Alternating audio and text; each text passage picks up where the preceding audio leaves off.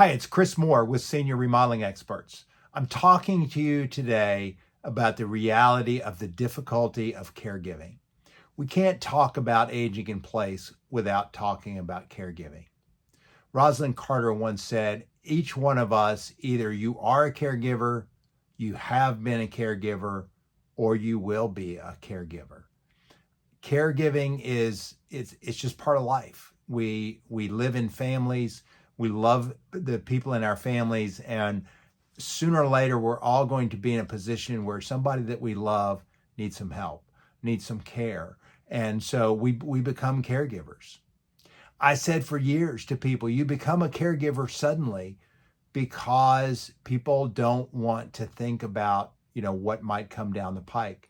Oftentimes, traumatic life events happen to people suddenly. People fall, people have strokes, people have automobile accidents, people get devastating diagnoses of traumatic and progressive illnesses. And so all of a sudden, our whole life changes. We went from everything's fine. The person that we love was taking care of themselves, and we were going about our business. And all of a sudden, they need help. They need physical care. They need mental and emotional support. They need cognitive and sensory help. And we often are totally unprepared to take over that role. We don't know where to start. We don't know how. We don't know where to begin, who to ask for help, who we can trust, who we can ask the questions. What questions should we ask? It can be very, very overwhelming.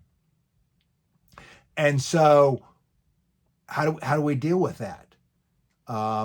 When my wife, Barbara, was diagnosed with lung cancer, I found myself in these shoes. I suddenly was a caregiver. I was her primary caregiver, and negotiating the medical system and the appointments and the side effects of the treatment and all of the mental and emotional stress that came with how do I deal with this? How do I continue to be an encourager and continue to be uplifting and have strong faith and carry through and day by day, and it's tough.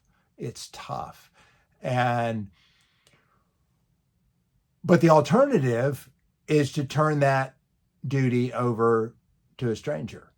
And people often put their loved ones in facilities because the caregiving, they think they can't do it. And I'm here to tell you, you can do it. And no one will care for your loved one the way that you will care for your loved one. And I encourage you to seek out help. I encourage you to find support groups, to find communities of others who also are caregivers. Find a moment of the day to just take a deep breath. Find your faith in God. Find your faith in humanity and in others who are willing to come alongside and help. People are willing to help.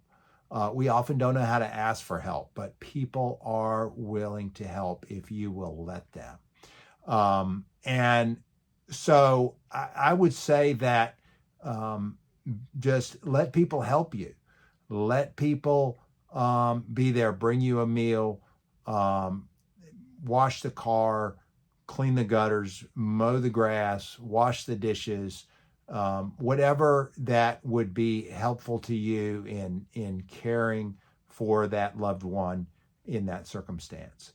If there are impediments in the home, seek out people like myself who can make modifications to the home, make it easier and more user-friendly to get around and to take care of your loved one.